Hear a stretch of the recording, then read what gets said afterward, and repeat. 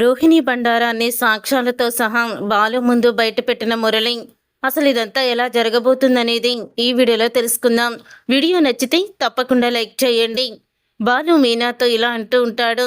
మీనా, రేపు నేను ఒక పార్టీకి వెళ్తున్నాను అని అంటూ ఉంటాడు బాలు.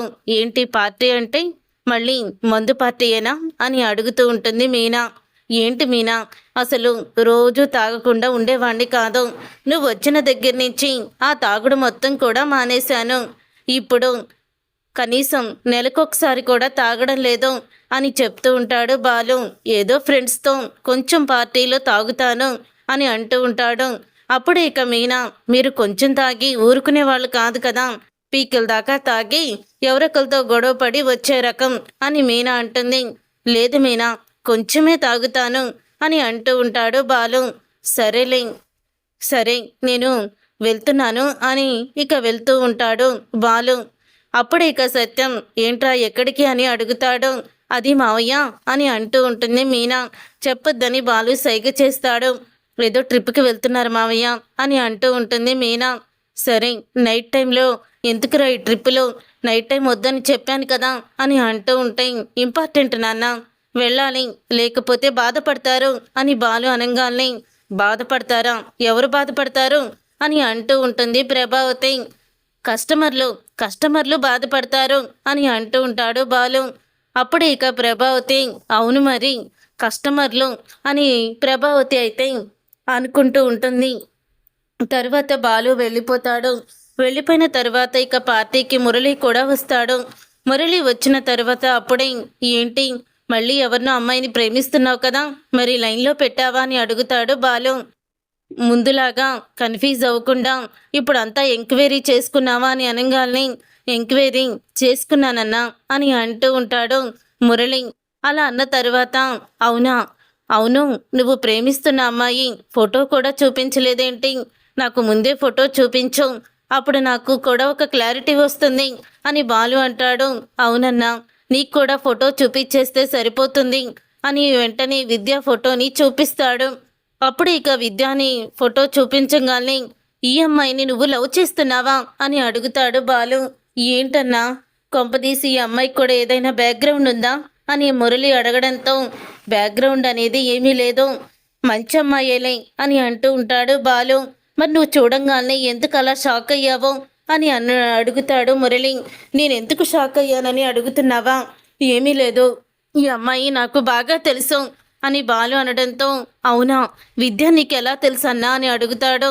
ఎలా తెలుసేంటి, తను మా వదిన ఫ్రెండే, వాళ్ళిద్దరూ క్లోజ్ ఫ్రెండ్స్. మా వదిన పేరు రోహిణి, రోహిణి విద్య ఇద్దరు కూడా క్లోజ్ ఫ్రెండ్స్. అలాగ తెలుసు నాకు. ఇప్పుడు నా భార్య మీనా కూడా తనకి క్లోజ్ అయ్యింది. చాలా మంచి అమ్మాయిలే, నువ్వు ప్రేమించి పెళ్లి చేసుకున్నా పర్వాలేదు అని బాలు అయితే చెప్తాడు. థ్యాంక్స్ అన్నా ఇన్ఫర్మేషన్ ఇచ్చినందుకు అని మురళి అయితే అంటాడు. తను కూడా నన్ను ప్రేమిస్తుంది, నాకు ప్రపోజ్ కూడా చేసింది, త్వరలోనే వాళ్ళ అమ్మా నాన్న వస్తారు, అప్పుడు ఖచ్చితంగా మా పెళ్లి గురించి మాట్లాడతానంది అని మురళి అనడంతో, అవును బాలు, వీడు ఒక ఇంటివాడైపోతే ఇక మాకు గొడవలేదు అని మురళి వాళ్ళ అన్నయ్య అయితే చెప్తాడు. ఇంటివాడైపోతాడులే, కానీ విద్య కొంచెం చాలా మొండిది, తనతో జాగ్రత్తగా ఉండు అని చెప్తూ ఉంటాడు బాలు. ఏ అన్నా అలా మాట్లాడావు ఏంటి, తను ఎవరితోనైనా గొడవ పెట్టుకుంటుందా అని అడుగుతాడు.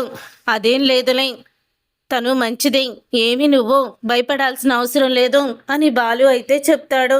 అలా చెప్పిన తర్వాత ఇక మురళి అయితే చాలా ఆనందపడుతూ ఉంటాడు. అలా వాళ్ళ పార్టీ అయితే పూర్తవుతుంది.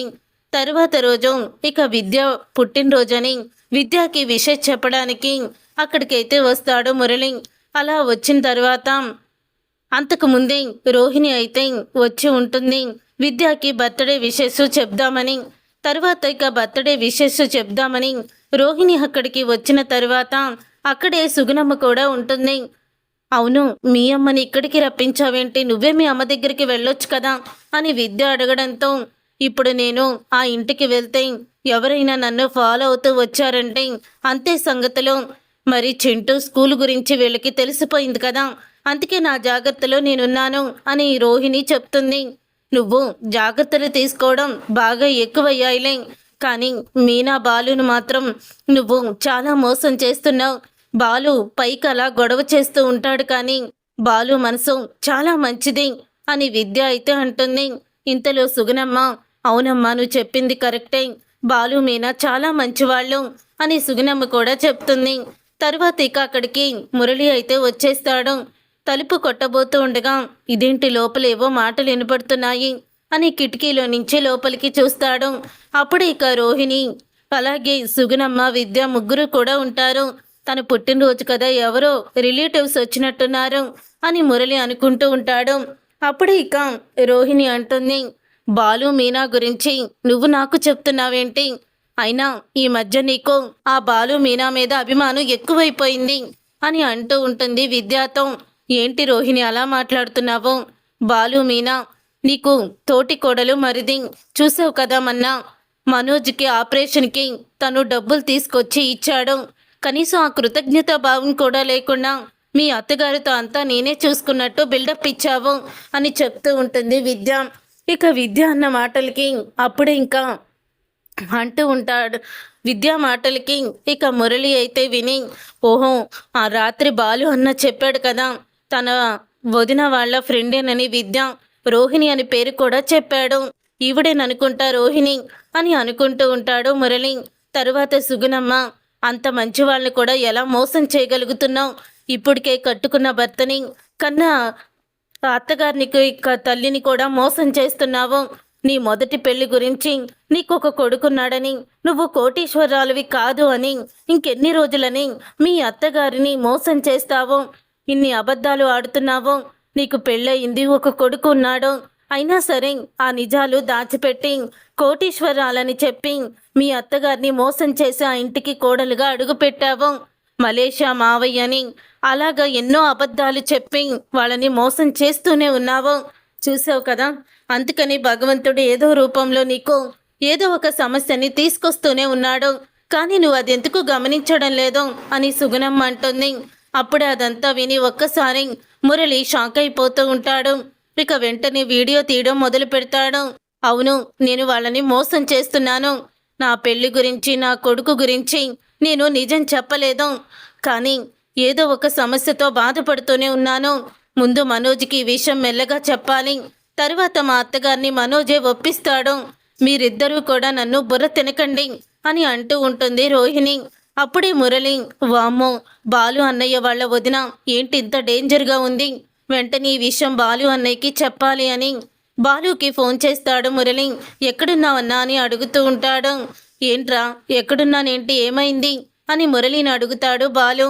నీకొక ఇంపార్టెంట్ విషయం చెప్పాలన్నా ఫోన్లో చెప్పేది కాదు అని మురళి అనగానే, సరే పలానా చోటున్నాను వచ్చేసాయని బాలు అంటాడు.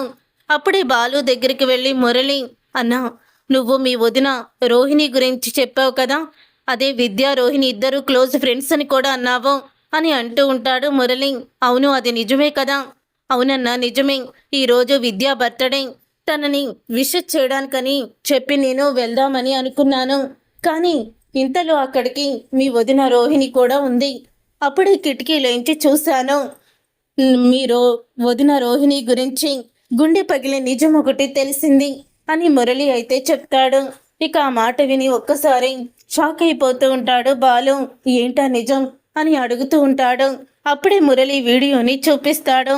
ఇక ఆ వీడియోలో రోహిణికి ముందే పెళ్ళయిందని, చింటూ రోహిణి కన్న కొడుకు అని గుండె పగిలే నిజాలను తెలుసుకుంటాడు బాలు.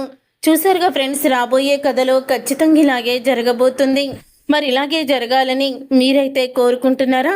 అయితే వీడియోని తప్పకుండా లైక్ చేసి ఛానల్ని సబ్స్క్రైబ్ చేసుకొని పక్కనే ఉన్న గంట సింబలపై ఆల్ని క్లిక్ చేయండి. అప్పుడే మేము పెట్టే ప్రతి వీడియో మీరు మిస్ కాకుండా చూసేవచ్చు.